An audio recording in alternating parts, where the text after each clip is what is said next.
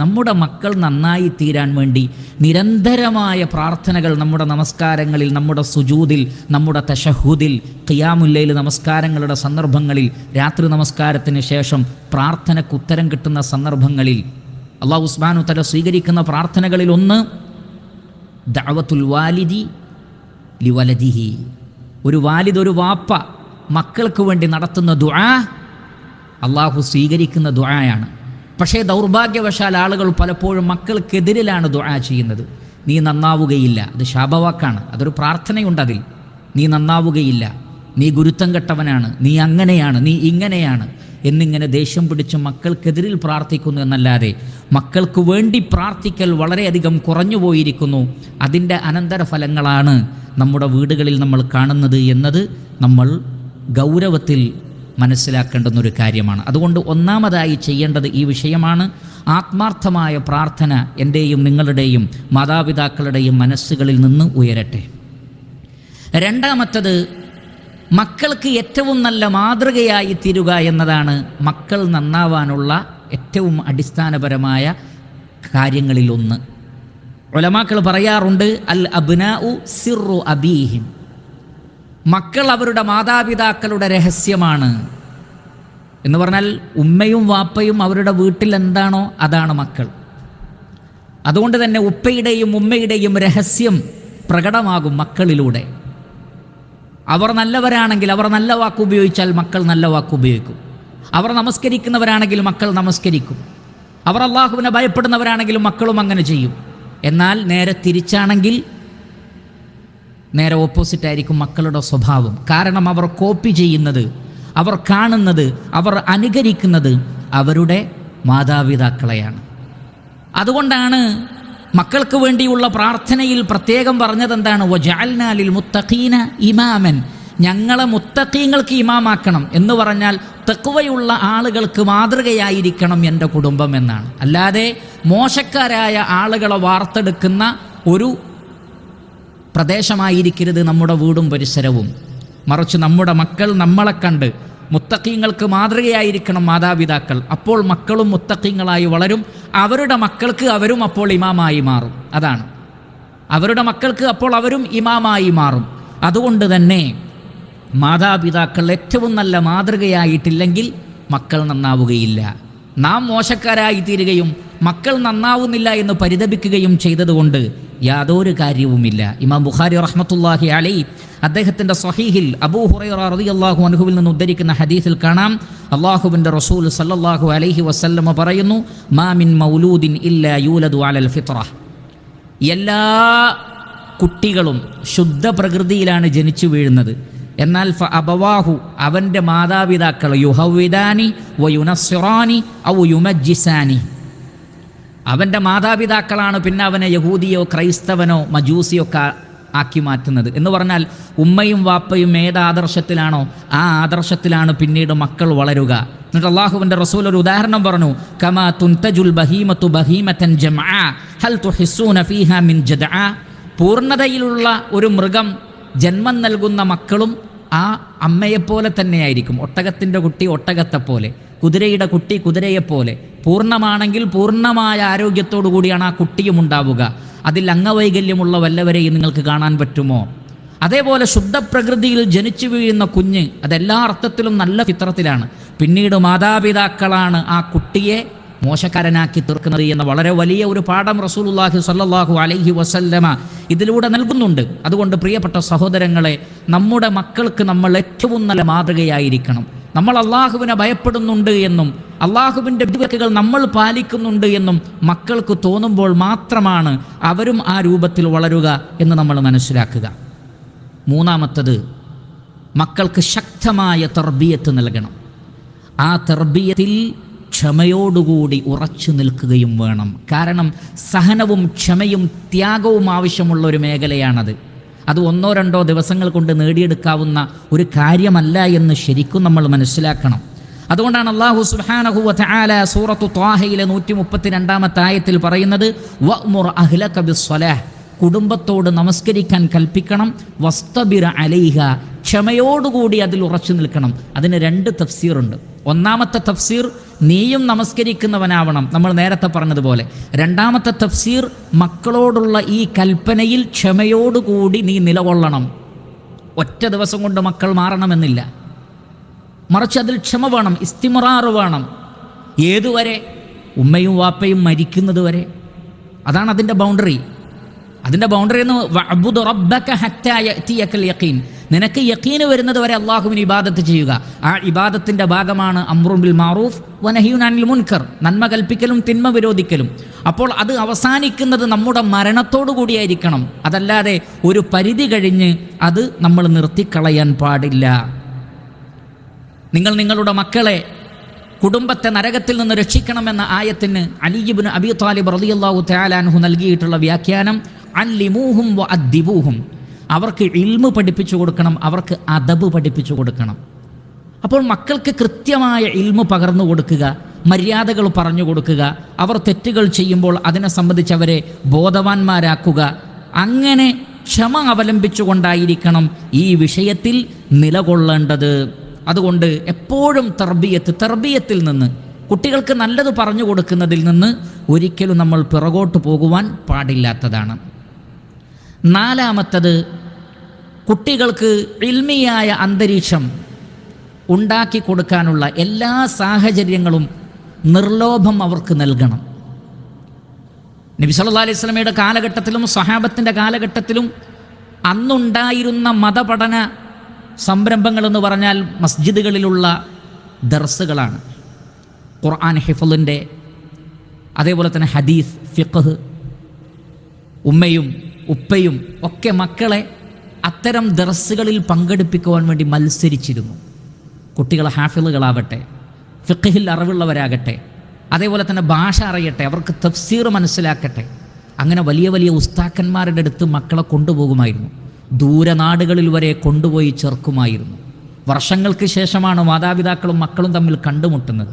ആ വേർപാട് പക്ഷേ നാളെ ഇൻഷാ അല്ലാഹ് ഒരിക്കലും മരണമില്ലാത്ത സ്വർഗ്ഗലോകത്ത് ഒരുമിച്ച് കൂടാൻ വേണ്ടിയുള്ള ഒരു പ്രക്രിയയായി നമ്മൾ കണ്ടാൽ മതി. വല്ലദീന ആമനു വത്തബഅതുഹും ദുർരിയ്യതുഹും ബിഈമാനിൻ അൽഹഖ്നാ ബിഹിം ദുർരിയ്യതഹും വമാ അലത്നാഹും മിൻ അമലിഹിം മിൻ ഷൈ. വിശ്വസിക്കുകയും ആ ഈമാനിൽ മാതാപിതാക്കളെ പിന്തുടർന്ന് മക്കളും വളർന്നു വന്നാൽ സ്വർഗ്ഗലോകത്ത് അള്ളാഹു അവരെ ഒരുമിപ്പിക്കുമെന്നാണ്. ഭൂമിയിൽ ഒരുമിച്ചൊരു വീട്ടിൽ താമസിച്ചതുപോലെ അള്ളാഹു സുബ്ഹാനഹു വ തആല സ്വർഗ്ഗലോകത്ത് ഒരുമിച്ച് ജീവിക്കാനുള്ള സൗകര്യം ചെയ്തു തരും.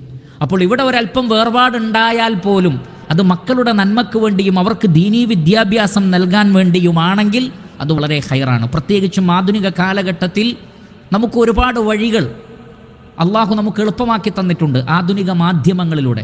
അതുകൊണ്ട് ഒരുപാട് ഷർറുമുണ്ട്, തത്തുല്യമായതോ അതിനേക്കാൾ കൂടുതലോ ഹൈറുമുണ്ട്. അൽഹംദുലില്ലാ. അള്ളാഹു സുബ്ഹാനഹു വ തആല ഏതൊരു കാര്യത്തിലും ഹൈറും വെച്ചിട്ടുണ്ട്, ഷർറും വെച്ചിട്ടുണ്ട്. ഇത് രണ്ടിലേതിനെ തിരഞ്ഞെടുക്കുന്നു എന്നുള്ളതാണ്. അതുകൊണ്ട് തന്നെ ഇന്ന് ഒരുപാട് ആപ്ലിക്കേഷനുകൾ, അതിലൂടെ ഖുർആൻ പഠിക്കാൻ അവസരങ്ങളുണ്ട്, ഹദീസുകൾ മനസ്സിലാക്കാൻ അവസരങ്ങളുണ്ട്, ഒരുപാട് ദുറൂസുകൾ കേൾക്കാൻ അവസരമുണ്ട്, തജ്വീദ് പഠിക്കാൻ അവസരമുണ്ട്. ഇനി ദൂരദിക്കുകളിലോ ഹോസ്റ്റലുകളിലോ ഒന്നും പോയി ചേർക്കാൻ ഒരാൾക്ക് പറ്റൂല എന്ന് വിചാരിക്കുക.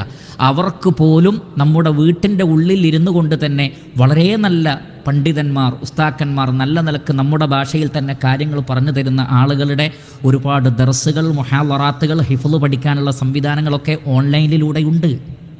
അതിലൊക്കെ മക്കൾക്ക് അങ്ങനെയുള്ള ഹൈറാത്തുകൾക്കൊക്കെ അവരെ പ്രോത്സാഹിപ്പിക്കുക. അതിനുവേണ്ടി നമുക്ക് അവർക്ക് മൊബൈൽ കൊടുക്കാം, ടാബ് കൊടുക്കാം, എല്ലാം കൊടുക്കാം. എന്ത്? ദീന് പഠിക്കാൻ വേണ്ടി. അതുകൊണ്ട് നന്മയുടെ വസായിലുകൾ അത് ധാരാളമായി കുട്ടികൾക്ക് ലഭ്യമാക്കി കൊടുക്കുക. അതിന് പണം ചെലവഴിക്കുന്നത് ഇൻഷാ അള്ളാഹ് പരലോകത്ത് വലിയ പ്രതിഫലം ലഭിക്കുന്ന പുണ്യപ്രവൃത്തിയായിരിക്കും. 5-മത്തത്, ഈ പറയപ്പെട്ട മാർഗങ്ങളിലൂടെയും അല്ലാതെയും മക്കളിലേക്ക് വരാൻ സാധ്യതയുള്ള എല്ലാ ഫസാദുകളെയും ഹലാക്കുകളെയും ഒരു ഭരണാധികാരിയുടെ ചങ്കൂറ്റത്തോടു കൂടി തടയുക. അവിടെ നമ്മൾ ദുർബലരായി പോകാൻ പാടില്ല. മൻ റആ മിൻകും മുൻകറൻ ഫൽയുഗയ്യിറുഹു ബിയദി. വെറുക്കപ്പെട്ടത് കണ്ടാൽ കൈകൊണ്ട് തടയണം. ആരാണ് കൈകൊണ്ട് തടയേണ്ടത്? ഒരു രാജ്യത്താണെങ്കിൽ ഭരണാധികാരി, ഒരു വീട്ടിലാണെങ്കിൽ ആ വീട്ടിലെ ഉപ്പ, ഭർത്താവാണെങ്കിൽ ഭർത്താവ്, സഹോദരനാണെങ്കിൽ സഹോദരൻ, ഒരു സ്ഥാപനത്തിൻ്റെ മാനേജർ, അങ്ങനെ പ്രിൻസിപ്പൾ ആണെങ്കിൽ അങ്ങനെ. ആർക്കാണോ അള്ളാഹു ഈ ദുനിയാവിൽ ആ നിലക്കുള്ള സ്ഥാനം നൽകിയത് ആ സ്ഥാനത്തിൻ്റെ പവർ അവർ ഉപയോഗപ്പെടുത്തണം. മക്കൾ രാജാക്കന്മാരും മാതാപിതാക്കൾ പ്രജകളുമായാൽ ആ വീട്ടിൽ ഖൈറുണ്ടാവുകയില്ല. മറിച്ച് മാതാപിതാക്കൾ കുല്ലുക്കും റാഇൻ എന്നാണ് പറഞ്ഞിട്ടുള്ളത്. അവിടെ ഉത്തരവാദിത്തം മാതാപിതാക്കൾക്കാണ് മക്കളുടെ വിഷയത്തിൽ. അതുകൊണ്ട് തന്നെ അവർ ഹറാമിലേക്ക് പോകുന്ന വഴികളെയെല്ലാം തടയണം. നേരത്തെ സൂചിപ്പിച്ച മാധ്യമങ്ങൾ ഒരുപാട് ഹറാമുകളുടെയും ലോകമാണ്. അവിടേക്ക് അവർ പോകുന്നില്ല എന്ന് ഉറപ്പുവരുത്തണം. മോശമായ കൂട്ടുകെട്ടുകൾ അവർക്കില്ല എന്ന് ഉറപ്പുവരുത്തണം. മോശമായ രീതികളും സമീപനങ്ങളും നടപടിക്രമങ്ങളും അവർ മറ്റുള്ളവരിൽ നിന്ന് പകർത്തുന്നില്ല എന്ന് ശ്രദ്ധിക്കണം. അങ്ങനെ അവരുടെ ഇഹവും പരവും നഷ്ടപ്പെടുത്തുന്ന എന്തെല്ലാം പ്രവണതകളിലേക്ക് അവർ പോകുന്നുണ്ടോ അതിനെ സംബന്ധിച്ചെല്ലാം ജാഗരൂകരായിരിക്കണം, ജാഗ്രത കാണിക്കണം. എന്തിനാണത്? അവരുടെ ഖൈറിന് വേണ്ടിയാണ്.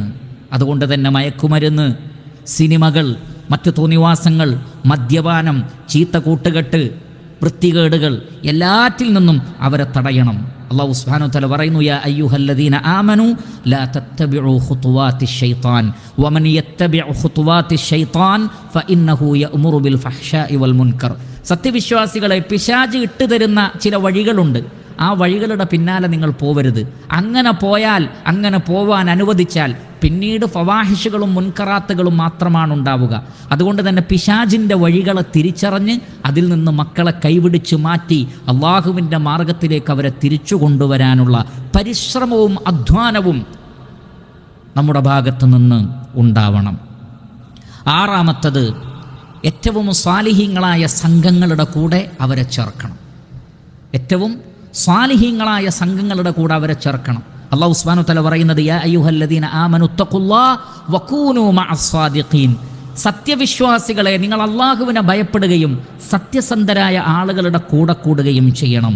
ഇമാം ബുഖാരി റഹ്മത്തുള്ളാഹി അലൈഹി അദ്ദേഹത്തിൻ്റെ സ്വഹീഹിൽ ഉദ്ധരിക്കുന്നു, അബൂ മൂസ അശ്അരി റളിയല്ലാഹു തആല അൻഹു അള്ളാഹുവിൻ്റെ റസൂലിൽ നിന്ന് ഉദ്ധരിച്ചുകൊണ്ട് പറയുന്നു, ഖാല റസൂലുള്ളാഹി സ്വല്ലല്ലാഹു അലൈഹി വസല്ലം മസലുൽ ജലീസി സ്വാലിഹി വസ്സൗ കഹാമിലിൽ മിസ്കി വനാഫിഖിൽ കീർ ഫഹാമിലുൽ മിസ്ക് ഇമ്മാ അൻ യുഹ്ദിയക وإما أن تبتاع منه وإما أن تجد منه ريحا طيبة ونافخ الكير إما أن يحرق ثيابك وإما أن تجد ريحا خبيثة. ഒരു നല്ല കൂട്ടുകാരൻ്റെ ഉപമ ഒരു അത്തർ വിൽപ്പനക്കാരനെ പോലെയാണ്. അവൻ്റെ കൂടെ നീ കൂടിയാൽ ഒന്നുകിൽ അവൻ നിനക്ക് ഫ്രീ ആയിട്ട് നിൻ്റെ ശരീരത്തിൽ അത് പുരട്ടിത്തരും, അല്ലെങ്കിൽ നിനക്ക് പണം കൊടുത്ത് അവനിൽ നിന്ന് വാങ്ങാം. ഇനി ഇത് രണ്ടും സംഭവിച്ചിട്ടില്ലെങ്കിലും അവൻ്റെ അടുത്ത് നിന്നാൽ പോലും നല്ല ഗന്ധമേ ഉണ്ടാവുള്ളൂ, മോശമായ ഗന്ധമുണ്ടാവുകയില്ല. എന്നാൽ ഇരുമ്പും അതേപോലെയുള്ള ലോഹങ്ങളും അതിനെ കടഞ്ഞെടുക്കുന്ന, അതിനെ ശുദ്ധീകരിച്ചെടുക്കുന്ന ഒരാളുടെ അടുത്ത് പോയി നിന്നാലോ നിങ്ങൾക്ക് ദുർഗന്ധമുണ്ടാകും. അതേപോലെ തന്നെ അതിൽ നിന്ന് തെറിക്കുന്ന തീപ്പൊരികൾ നിങ്ങളുടെ ശരീരത്തിലോ വസ്ത്രത്തിലോ പാടുകളുണ്ടാക്കും, നിങ്ങൾക്ക് പ്രയാസമേ ഉണ്ടാവുകയുള്ളൂ. അതുപോലെയാണ് നല്ല കൂട്ടുകാരെന്നാണ്. നല്ല കൂട്ടുകാരിൽ നിന്ന് നന്മയെ ഉണ്ടാകും. അതുകൊണ്ട് മക്കൾ ആരുടെ കൂടെ കൂടുന്നു എന്നത് പ്രധാനമാണ്, പ്രത്യേകിച്ചും ദീനിൻ്റെ വിഷയത്തിൽ. ഇമാം അബൂ ദാവൂദ് റഹിമഹുല്ലാഹ് അദ്ദേഹത്തിൻ്റെ സുനനിൽ ഉദ്ധരിക്കുന്നു, അബൂ ഹുറൈറ റളിയല്ലാഹു തആല അൻഹു പറയുന്നു, അല്ലാഹുവിൻ്റെ റസൂൽ സല്ലല്ലാഹു അലൈഹി വസല്ലമ പറഞ്ഞു, അർറജുലു അലാ ദീനി ഖലീലി, ഒരു വ്യക്തി തൻ്റെ കൂട്ടുകാരൻ്റെ മതത്തിലായിരിക്കും. ഫൽയൻളുർ അഹദുക്കും മൻ യുഖാലിൽ, അതുകൊണ്ട് നിങ്ങൾ ആരോടാണ് കൂട്ടുകൂടുന്നത് എന്ന് നിങ്ങൾ ശ്രദ്ധിക്കണമെന്നാണ്. ആരാണ് കൂട്ടുകാർ എന്നുള്ളത് നാം സ്വയം ശ്രദ്ധിക്കണം. നമ്മുടെ കൂട്ടുകാരാരാണ്? അതേപോലെ ശ്രദ്ധിക്കണം നമ്മുടെ മക്കളുടെ കൂട്ടുകാർ ആരാണ്. അവരിലൂടെ നമ്മുടെ മക്കൾക്ക് ഇന്നലെ ഉള്ളതിനേക്കാൾ കൂടുതൽ ഖൈറാണോ ഷർറാണോ ഉണ്ടാകുന്നത്. അതുകൊണ്ട് സഹോദരങ്ങളെ, ഒരുപാട് കൂട്ടായ്മകൾ നമ്മുടെ നാടുകളിലുണ്ട്. അതിൽ തന്നെ അഹ്ലുസുന്നത്തി വൽ ജമാഅത്തിൻ്റെ ശരിയായ മനഹജിലേക്ക് ക്ഷണിക്കുന്ന നല്ല നല്ല പ്രസ്ഥാനങ്ങളും കൂട്ടായ്മകളുമുണ്ട്. അതിൽ അവരെ ചേർക്കുക, അതിൻ്റെ പ്രോഗ്രാമുകളിൽ അവരെ കൊണ്ടുപോവുക, അതിലുള്ള പണ്ഡിതന്മാരുമായി അവരെ പരിചയപ്പെടുത്തുക, അവരുടെ ദുറൂസുകളിലൊക്കെ അവരെ പങ്കെടുപ്പിക്കുക. അതിലൂടെ നന്മയുണ്ടാവുകയുള്ളൂ. നല്ലവരുടെ കൂടെ കൂടാൻ പ്രേരിപ്പിക്കണം, മോശമായ ആളുകളുടെ കൂടെ കൂടാനല്ല പ്രേരിപ്പിക്കേണ്ടത്. അങ്ങനെ മക്കൾക്ക് നല്ല കൂട്ടുകാരെ തിരഞ്ഞെടുത്ത് കൊടുക്കുക എന്നുള്ളത് മാതാപിതാക്കൾ മക്കളോട് ചെയ്യുന്ന ഏറ്റവും വലിയൊരു നന്മയാണ്. ചീത്ത കൂട്ടുകെട്ടുകളിൽ നിന്ന് അവരെ തടയുക എന്നുള്ളത് അവരോട് കാണിക്കുന്ന ഏറ്റവും വലിയ ഗുണകാംക്ഷയാണ് എന്ന് നമ്മൾ മനസ്സിലാക്കണം. ഏഴാമത്തത്, ഇതിനെ കേവലമായ ഒരു വിഷയമായി കാണാതെ അതുല്യമായ ഒരു മസ്ഊലിയത്തായി, ഒരു ഉത്തരവാദിത്തമായി കാണണമെന്നാണ്. രണ്ട് ഹദീസുകൾ ഞാൻ നിങ്ങളുടെ ശ്രദ്ധയിൽപ്പെടുത്താം. ഇമാം ബുഖാരി റഹ്മത്തുള്ളാഹി അലൈഹി അദ്ദേഹത്തിൻ്റെ സ്വഹീഹിൽ അബ്ദുല്ലാഹ് ഇബ്നു ഉമർ റളിയല്ലാഹു അൻഹുവിൽ നിന്ന് ഉദ്ധരിക്കുന്നു, അള്ളാഹുവിൻ്റെ റസൂൽ പറയുന്നത് അദ്ദേഹം കേട്ടു, കുല്ലുക്കും റാഇൻ വ കുല്ലുക്കും മസ്ഊലുൻ അൻ റഇയ്യതിഹി, നിങ്ങളെല്ലാവരും റായികളാണ്. റായി എന്ന് പറഞ്ഞാൽ ഉത്തരവാദിത്തം ഏൽപ്പിക്കപ്പെട്ടവർ. നിങ്ങളുടെ കീഴിലുള്ളവരെ സംബന്ധിച്ച് ചോദിക്കപ്പെടുക തന്നെ ചെയ്യുന്നതാണ്. അതിൽ ഒന്ന് റസൂലുള്ളാഹി സ്വല്ലല്ലാഹു അലൈഹി വസല്ലമ പറഞ്ഞു, വറജുലു റാഇൻ ഫീ അഹ്ലിഹി വഹുവ മസ്ഊലുൻ അൻ റഇയതിഹി വൽ മർഅതു റാഇയത്തുൻ ഫീ ബൈതി സൗജിഹാ വമസ്ഊലത്തുൻ അൻ റഇയതിഹാ. ഒരു പുരുഷനോട്, ഒരു ഭർത്താവിനോട്, ഒരു ഉപ്പയോട് ആ വീട്ടിലുള്ള ഭാര്യയെക്കുറിച്ചും മക്കളെക്കുറിച്ചും അള്ളാഹു ഖിയാമത്ത് നാളിൽ ചോദിക്കുക തന്നെ ചെയ്യും. അപ്പോൾ ഇതൊരു ചെറിയ വിഷയമല്ല. നാളെ റഹ്മാനായ റബ്ബിൻ്റെ മുന്നിൽ ഖിയാമത്ത് നാളിൽ പടച്ച റബ്ബിൻ്റെ മുന്നിൽ ഉത്തരം നൽകേണ്ട വിഷയമാണ്. മക്കളെ എങ്ങനെ വളർത്തി, അവരുടെ കാര്യത്തിൽ എന്തു ചെയ്തു എന്ന ചോദ്യം നിശ്ചയമായും ഉണ്ടാകും. മറ്റൊരു ഹദീസിലുള്ളത് ഇമാം നസായി അദ്ദേഹത്തിൻ്റെ സുനനുൽ കുബ്രയിൽ ഉദ്ധരിക്കുന്നു. അനസ് ബിൻ മാലിക് റളിയല്ലാഹു തആല അൻഹു പറയുകയാണ്, അല്ലാഹുവിൻ്റെ റസൂൽ പറഞ്ഞു, ഇന്നല്ലാഹ സായിലുൻ കുല്ല റാഇൻ അമ്മ സ്തറഅഹ്. ഓരോ റായിയോടും, ഓരോ ഉത്തരവാദിത്തം ഏൽപ്പിക്കപ്പെട്ടവരോടും ഏൽപ്പിക്കപ്പെട്ട വിഷയത്തെക്കുറിച്ച് അള്ളാഹു ഖിയാമത്ത് നാളിൽ ചോദിക്കും, അഹഫിള ദാലിക അം ദയ്യഅഹ്. ആ അമാനത്ത് കാത്തു സൂക്ഷിച്ചോ അതല്ല നഷ്ടപ്പെടുത്തിയോ, വീഴ്ച വരുത്തിയോ, അമാനത്തിൽ വീഴ്ച വരുത്തിയോ എന്ന് ചോദിക്കും. ഹത്താ യുസ്അല റജുലു അലാ അഹ്ലി ബൈതിഹി. ഒരു വ്യക്തിയോട് തൻ്റെ വീട്ടിലുള്ള ആളുകളെക്കുറിച്ച് അള്ളാഹു മഹ്ശറിൽ ചോദിക്കുമെന്നാണ്. അതിൽ വീഴ്ച വരുത്തിയോ എന്ന് അള്ളാഹു പരിശോധിക്കുമെന്നാണ്. അതിൽ വീഴ്ച വന്നാൽ, നമ്മൾ കാരണം നമ്മളുടെ മക്കൾ നരകത്തിലേക്ക് പോകേണ്ടി വന്നാൽ അതിന് വളരെ വലിയ വില പരലോകത്ത് നൽകേണ്ടി വരും. ആ ചോദ്യങ്ങൾക്ക് ഉത്തരം നൽകാതെ നമുക്ക് റഹ്മാനായ റബ്ബിൻ്റെ മുന്നിൽ രക്ഷപ്പെടുക സാധ്യമല്ല എന്നാണ് ഈ ഹദീസുകളിലൂടെ നബി സല്ലല്ലാഹു അലൈഹി വസല്ലമ നമുക്ക് മനസ്സിലാക്കി തന്നിട്ടുള്ളത്. അതുകൊണ്ട് ഇത് കേവലം എല്ലാവരും, നമുക്കറിയാം നല്ല മക്കളെ വാർത്തെടുക്കണമെന്ന വിഷയത്തിൽ അത് മുസ്ലിമീങ്ങൾ മാത്രമല്ല ദർസെടുക്കുന്നത്. ആ മുസ്ലിമീങ്ങളും ചിലപ്പോൾ ദർസെടുത്തേക്കാം, എല്ലാവരും ദർസെടുത്തേക്കാം. പക്ഷെ നമ്മൾ ദർസെടുക്കുമ്പോൾ അതിന് വേറൊരു മഅനയുണ്ട്. കാരണം ഈ ലോകമല്ല നമ്മുടെ ലക്ഷ്യം. നമ്മുടെ ലക്ഷ്യം പരലോകമാണ്. അവിടെ വളരെ വലിയൊരു ചോദ്യമുണ്ട്. ഈ ഒരു രംഗം കൂടി മുന്നിൽ കാണാൻ വിശ്വാസികളായ നമുക്ക് സാധിക്കുകയുള്ളൂ. ആ ഒരു അടിസ്ഥാനത്തിൽ തന്നെയായിരിക്കണം നമ്മൾ മക്കളെ വളർത്തേണ്ടത്. എട്ടാമത്തെ വിഷയം, പൂർവികരായ ആളുകളുടെ ചരിത്രം പഠിച്ച് മനസ്സിലാക്കി അവരെങ്ങനെയാണ് മക്കളെ വളർത്തിയത്, ആ മക്കളുടെ കാര്യത്തിൽ ചെയ്ത കാര്യങ്ങൾ എന്നൊക്കെയാണ് നമുക്ക് കാണാൻ സാധിക്കും. അല്ലാഹു സുബ്ഹാനഹു വ തആല ഖുർആനിൽ നമുക്ക് പ്രവാചകന്മാർ അവരുടെ മക്കളൊക്കെ വിശദീകരിച്ച് തന്നിട്ടുണ്ട്. സൂറത്ത് യൂസുഫിലെ തന്നെ 111-ാമത്തെ ആയത്തിൽ സുദീർഘമായ ഒരു കാലഘട്ടത്തിൻ്റെ ചരിത്രം വിശദീകരിച്ചതിന് ശേഷം അല്ലാഹു സുബ്ഹാനഹു വ തആല പറയുന്നത്, ലഖദ് കാന ഫീ ഖസസിഹിം ഇബ്റത്തുൻ ലിഉലിൽ അൽബാബ്. ബുദ്ധിയുള്ള ആളുകളെ, ഈ ചരിത്രങ്ങളിൽ നിങ്ങൾക്ക് ഗുണപാഠമുണ്ട്. ചരിത്രം ഖസസ്, കഥകളിൽ അവിടെ ഗുണപാഠങ്ങളുണ്ട്. അമ്പിയാക്കളുടെ ചരിത്രം, സാലിഹീങ്ങളുടെ ചരിത്രം, അതിൽ നിന്നൊക്കെ നമുക്ക് ഒരുപാട് പഠിക്കാനുണ്ട്. സൂറത്ത് ഹൂദിലെ 120 അല്ലാഹു സുബ്ഹാനഹു വ തആല പറഞ്ഞതുപോലെ, വകുല്ലൻ നഖുസ്സു അലൈക മിൻ അംബാഇർ റുസുലി മാ നുസബ്ബിതു ബിഹി ഫുആദക്. നബി സല്ലല്ലാഹു അലൈഹി വസല്ലമയോട് അള്ളാഹു പറയുകയാണ്, പൂർവ്വ പ്രവാചകന്മാരുടെ ചരിത്രം താങ്കൾക്ക് നാം പറഞ്ഞു തരുന്നത് താങ്കളുടെ ഹൃദയത്തിന് സ്ഥൈര്യമുണ്ടാകാനാണ്. ഏറ്റവും സ്ഥൈര്യമുള്ള പ്രവാചകൻ ആരാണ്? മുഹമ്മദ് നബി സല്ലല്ലാഹു അലൈഹി വസല്ലമയാണ്. ഏറ്റവും ശ്രേഷ്ഠനായ പ്രവാചകൻ ആരാണ്? മുഹമ്മദ് നബി സല്ലല്ലാഹു അലൈഹി വസല്ലമയാണ്. എന്നിട്ടും നബി സല്ലല്ലാഹു അലൈഹി വസല്ലമയേക്കാൾ ദറജയിൽ താഴെയുള്ള പ്രവാചകന്മാരുടെ, സാലിഹീങ്ങളുടെ ചരിത്രം എന്തിനാണ് മുഹമ്മദ് നബി സല്ലല്ലാഹു അലൈഹി വസല്ലമക്ക് അള്ളാഹു പറഞ്ഞു കൊടുത്തത്? കാരണം ചരിത്രത്തിലൂടെ, കഥകളിലൂടെ, സാലിഹ്യങ്ങളുടെ ചരിത്രത്തിലൂടെ എമ്പാടും ഗുണപാഠങ്ങൾ ലഭിക്കും. അത് വിജ്ഞാനത്തിൻ്റെ മേൽ വിജ്ഞാനം വർദ്ധിക്കാൻ അത് കാരണമായി തീരും. അത് നമ്മുടെ മനസ്സിന് തസ്ബീത്ത് നൽകും. അതുകൊണ്ട് നല്ല നല്ല ചരിത്രങ്ങൾ, സ്വഹാബികളുടെ ചരിത്രം, താബീങ്ങളുടെ ചരിത്രം, ഈ ഉമ്മത്തിലെ മഹാഫുഖഹാക്കളുടെ ചരിത്രം നിങ്ങൾക്കറിയാമോ? നമ്മൾ എപ്പോഴും ബുഖാരി, മുസ്ലിം എന്നൊക്കെ പറയുമ്പോൾ ഒരുപാട് മുഹദ്ദിസീങ്ങളുടെ പേര് പറയും, ഒരുപാട് ഫുഖഹാക്കളുടെ പേര് പറയും. ഇമാം ഷാഫിഈ, ഇമാം മാലിക്, അവരൊക്കെ എങ്ങനെ പണ്ഡിതന്മാരായി എന്ന് ചോദിച്ചാൽ ഒരു പിതാവിൻ്റെ അല്ലെങ്കിൽ ഒരു മാതാവിൻ്റെ കൈകൾ നമുക്കവിടെ കാണാൻ കഴിയും. ചരിത്രം പരിശോധിച്ചോളൂ.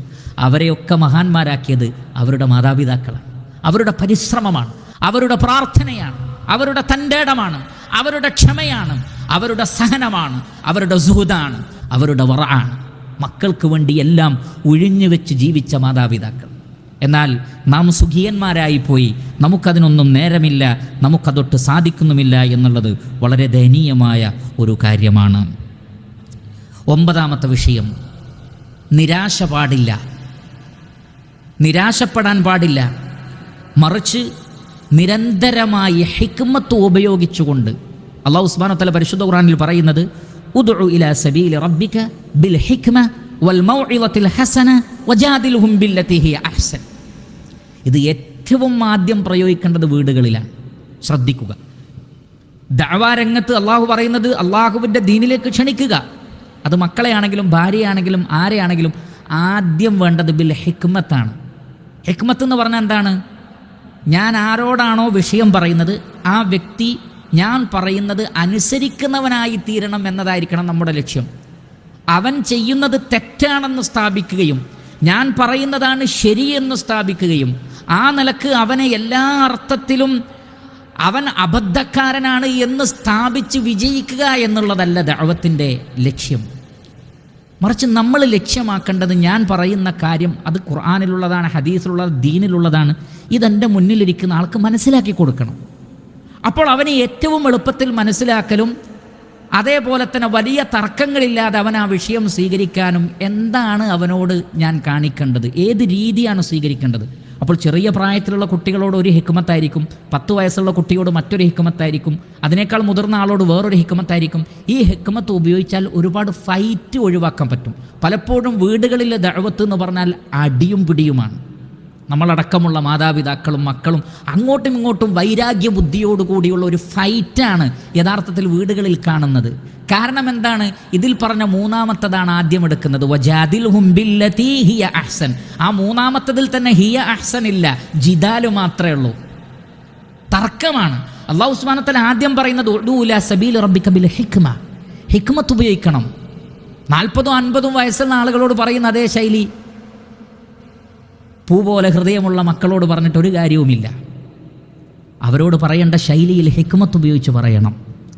രണ്ടാമത്തത് വൽ മൗഇളത്തുൽ ഹസന, നല്ല ഉപദേശങ്ങൾ കൊടുക്കണം. കാരണം മൗഇളത്തുൻ ഹസന, നല്ല ഉപദേശം. ഉപദേശം തന്നെ ചിലപ്പോൾ ചീത്ത പറഞ്ഞുകൊണ്ടുമാവാം, നല്ല രൂപത്തിലുമാകാം. അപ്പോൾ മൗഇളത്ത് ഹസനത്തില്ലെങ്കിൽ അതിന് മൗഇളത്ത് എന്ന് തന്നെ പറയൂല എന്നുള്ളതാണ്. വഅള്, ഉപദേശത്തിൽ എല്ലാ നന്മകളും ഉൾച്ചേർന്നിരിക്കണം. ആരോട് പോലും, ഫിർഔനിനോട് പോലും എങ്ങനെ നടത്താനാ പറഞ്ഞത്? ഫഖൂലാ ലഹു ഖൗലൻ ലയ്യിന ലഅല്ലഹു യതദക്കറു ഔ യഖ്ശാ. ഫിർഔനിനോട് ഏറ്റവും സൗമ്യമായ വാക്കുകൾ പറയണം. ലഅല്ലഹു യതദക്കറു ഔ യഖ്ശാ.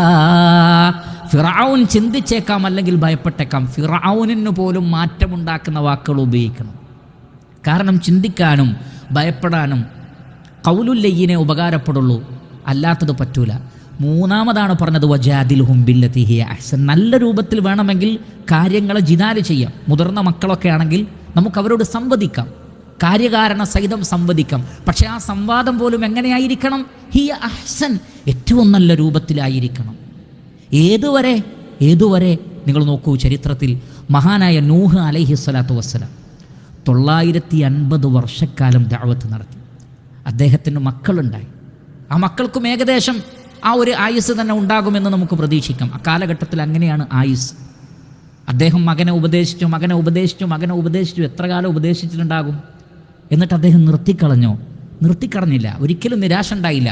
ആ അവസാന പ്രളയത്തിൽ മകൻ മുങ്ങുന്ന സന്ദർഭത്തിൽ പോലും വഹിയ തജ്രീബിഹിം ഫീ മൗജിൻ കൽ ജിബാൽ വനാദാ നൂഹു ഇബ്നഹു വകാന ഫീ മഅ്സിലി യാ ബുനയ്യ ഇർകം മഅനാ വലാ തകും മഅൽ കാഫിരീൻ. പ്രളയം വന്ന് മകൻ വെള്ളത്തിൽ മുങ്ങുകയാണ്. അപ്പോഴും വിളിക്കുകയാണ്, പൊന്നുമോനെ, യാ ബുനയ്യ ഇർകം മഅനാ വലാ തകും മഅൽ കാഫിരീൻ. മോനെ, നീ കാഫറുകളിൽ ഉൾപ്പെടല്ലേ മോനെ, ഈ കപ്പലിൽ കയറ്, ഞങ്ങളുടെ കൂടെ വാ. നോക്കൂ, അവസാന നിമിഷത്തിലും വിളിക്കുകയാണ്, ആശയറ്റു പോകാതെ. പക്ഷെ ആ മകൻ വീണ്ടും പറയാ, ധിക്കാരമാണ്. ഖാല സആവി ഇലാ ജബലിൻ യഅസിമുനി മിനൽ മാ. ഞാൻ ഏതെങ്കിലും പർവ്വതത്തിൽ കയറി രക്ഷപ്പെട്ടോളും. ഉപ്പ പറഞ്ഞു, ഇല്ല മോനെ, ലാ ആസിമൽ യൗമ മിൻ അംരില്ലാ ഇല്ലാ മൻ റഹിം. അള്ളാഹുവിൻ്റെ കാരുണ്യം ലഭിച്ചവർക്കല്ലാതെ എന്ന് രക്ഷപ്പെടാൻ പറ്റൂല മോനെ, അതുകൊണ്ട് നീ കയറണം. എന്നിട്ടോ അപ്പോഴും ഉപ്പയെ ധിക്കരിച്ചു. ഇത്രയൊക്കെ ഉണ്ടായിട്ടും വാപ്പ പറഞ്ഞത് കേൾക്കാതെ ആ കുഞ്ഞ്, അതല്ലെങ്കിൽ അദ്ദേഹത്തിൻ്റെ മകൻ വെള്ളത്തിൽ മുങ്ങി മരണപ്പെട്ടു. എന്നാൽ ഖലാസ് കഴിഞ്ഞു എന്ന് വിചാരിച്ചു. ഇല്ല. വനാദാ നൂഹു റബ്ബഹു ഫഖാല റബ്ബി ഇന്ന ഇബ്നി മിൻ അഹ്ലി വഇന്ന വഅദകൽ ഹഖ് വഅൻത അഹ്കമുൽ ഹാക്കിമീൻ. അല്ലാഹുവേ, എൻ്റെ മകൻ അവൻ എന്നിൽപ്പെട്ടവനാണ് റബ്ബേ, എൻ്റെ അഹ്ലുകാരെ രക്ഷിക്കാമെന്ന് നീ പറഞ്ഞിട്ടില്ലേ, അതുകൊണ്ട് എൻ്റെ മകനെ നീ രക്ഷപ്പെടുത്തണേ എന്ന് പിന്നീട് അള്ളാഹുവിനോട് വീണ്ടും പ്രാർത്ഥിച്ചു നോക്കുകയാണ്. പക്ഷെ അല്ലാഹു സുബ്ഹാനഹു വ തആല പറഞ്ഞു, ഇന്നഹു ലൈസ മിൻ അഹ്ലിക്, നിൻ്റെ കുടുംബത്തിൽപ്പെട്ടതല്ല, അവൻ സത്യനിഷേധിയായി മരണപ്പെട്ടിരിക്കും. എന്നാലും നിങ്ങൾ നോക്കൂ, ആ ഉപ്പയുടെ പ്രാർത്ഥന എത്ര കാലം പറഞ്ഞിട്ടുണ്ടാവും. പക്ഷേ അതിൽ നിന്നൊന്നും മാതൃക ഉൾക്കൊള്ളാൻ എനിക്കും നിങ്ങൾക്കും സാധിക്കുന്നില്ലെങ്കിൽ നമ്മുടെ ജീവിതം, നമ്മുടെ കുടുംബം എല്ലാം ഒരു പരാജയമായി തീരും. അഖീറൻ, അവസാനമായി 10ാമത്തെ കാര്യമായി പറയാനുള്ളത്, നാം പല വിഷയങ്ങളും ഉപദേശിക്കുന്നു, പലതും നമുക്ക് പറയാം. പക്ഷേ അതിൽ ഏറ്റവും പ്രധാനപ്പെട്ടത് നമസ്കാരത്തിൻ്റെ വിഷയമായിരിക്കണം. നബി സല്ലല്ലാഹു അലൈഹി വസല്ലം പറഞ്ഞത് 7 വയസ്സായാൽ പറഞ്ഞു തുടങ്ങുക, കൽപ്പിക്കുക. 10 വയസ്സായിട്ടും നമസ്കരിക്കുന്നില്ലെങ്കിൽ അടിച്ചുകൊണ്ടെങ്കിൽ, ഇത് വേറൊരു വിഷയത്തിലും പറഞ്ഞിട്ടില്ല എന്നുള്ളതാണ്. നമസ്കാരത്തിൻ്റെ വിഷയമാണ് നബി സല്ലല്ലാഹു അലൈഹി വസല്ലം കൂടുതൽ പ്രാധാന്യം കൊടുക്കാൻ പറഞ്ഞത്. നബി സല്ലല്ലാഹു അലൈഹി വസല്ലം വീട്ടിലേക്ക് കയറിയാൽ അബ്ദുല്ലാഹ് ഇബ്നു അബ്ബാസ് റളിയല്ലാഹു അൻഹു പറയാണ്, ഞാൻ ഉറങ്ങിയായിരിക്കും, പക്ഷേ നമസ്കരിച്ചായിരിക്കും ഉറങ്ങുന്നത്. എന്നാലും അള്ളാഹുവിൻ്റെ റസൂൽ ചോദിക്കും, അസല്ലൽ ഗുലാം, മോൻ നിസ്കരിച്ചിട്ടാണോ ഉറങ്ങുന്നത് എന്ന് റസൂലുള്ളാഹി സ്വല്ലല്ലാഹു അലൈഹി വസല്ലം ചോദിക്കുമായിരുന്നു. കുട്ടി നമസ്കരിച്ചോ എന്ന് വാപ്പ ഉറപ്പുവരുത്തണം. മഹാനായ ഇസ്മായിൽ അലൈഹി സ്വലാത്തു വസ്സലാമയെ കുറിച്ച് അള്ളാഹു പറഞ്ഞത് എന്താണ്? വദ്കുർ ഫിൽ കിതാബി ഇസ്മായിൽ ഇന്നഹു കാന സാദിഖൽ വഅദി വകാന റസൂലൻ നബിയ്യ വകാന യഅ്മുറു അഹ്ലഹു ബിസ്സലാത്തി വസ്സകാ വകാന ഇൻദ റബ്ബിഹി മർദിയ്യ. ഇസ്മായിൽ അലൈഹി സ്വലാത്തു വസ്സലാമയുടെ വളരെ വലിയൊരു ഫളലായി അള്ളാഹു എടുത്തു പറഞ്ഞു, വകാന യഅ്മുറു അഹ്ലഹു ബിസ്സലാ. അദ്ദേഹം തൻ്റെ കുടുംബത്തോട് നമസ്കരിക്കാനും സക്കാത്ത് കൊടുക്കാനും പ്രത്യേകം കൽപ്പിക്കുമായിരുന്നു. കാരണം അവർ രണ്ടും കൂട്ടുകാരാണ്, നമസ്കാരവും സക്കാത്തും. വഅ്മുർ അഹ്ലക ബിസ്സലാ, ഖുർആനിൽ കുടുംബത്തോട് കൽപ്പിക്കാൻ വേണ്ടി പറഞ്ഞിടത്ത് നമസ്കാരമാണ് പറയുന്നത്. വസ്തബിർ അലൈഹ, നിങ്ങളും നമസ്കാരത്തിൽ ഉറച്ചു നിൽക്കുക. കാരണം നമസ്കാരത്തിനൊരു പ്രത്യേകതയുണ്ട്. അതിൽ കൃത്യത പാലിക്കുന്ന ഒരു മകനാണെങ്കിൽ ഇൻഷാ അല്ലാഹ് ഒരു സലാഹിയത്ത് ഉണ്ടാകും. കാരണം അല്ലാഹു സുബ്ഹാനഹു വ തആല പറയുന്നു, ഇന്ന സ്വലാത്ത തൻഹാ അനിൽ ഫഹ്ശാഇ വൽ മുൻകർ. നീചവൃത്തികളിൽ നിന്നും വെറുക്കപ്പെട്ടതിൽ നിന്നും നമസ്കാരം ഒരു പരിധിവരെ മനുഷ്യനെ തടയും. അതുകൊണ്ട് തന്നെ നമസ്കാരത്തിൻ്റെ കാര്യത്തിൽ മക്കൾ ചിട്ടയുള്ളവരാണെങ്കിൽ ഇൻഷാ അള്ളാഹു ഒരുപാട് ഫിത്നകളിൽ നിന്ന് അവരെ സംരക്ഷിക്കും. അതുകൊണ്ട് തന്നെ മറ്റെല്ലാ വിഷയങ്ങളിലും ശ്രദ്ധിക്കുന്നതോടൊപ്പം തന്നെ നമസ്കാരത്തിൻ്റെ വിഷയത്തിൽ കൂടുതൽ ശ്രദ്ധിക്കാൻ നമ്മൾ മറന്നു പോകരുത്. ഇപ്രകാരം അള്ളാഹു നമുക്ക് നിശ്ചയിച്ചു തന്ന കാരണങ്ങളാണ്. ഖദ് ജഅലല്ലാഹു ലികുല്ലി ഷൈഇൻ ഖദറ, അള്ളാഹു എല്ലാറ്റിനും ഒരു ഖദർ നിശ്ചയിച്ചിട്ടുണ്ട്. ആ ഖദറിനെ നമ്മൾ സമീപിച്ചാൽ ആ ഖദറിൻ്റെ ഫലവും അള്ളാഹു ഖദറാക്കിയിട്ടുണ്ട്. അതങ്ങനെ തന്നെ സംഭവിക്കുകയുള്ളൂ. അതുകൊണ്ട് നാം വീഴ്ച വരുത്തരുത്. ഈ വിഷയങ്ങളിൽ മക്കളെ സാലിഹ്യങ്ങളാക്കി വളർത്താൻ വേണ്ടി പറയപ്പെട്ടിട്ടുള്ള കാര്യങ്ങൾ നമ്മൾ ശ്രദ്ധിക്കുക.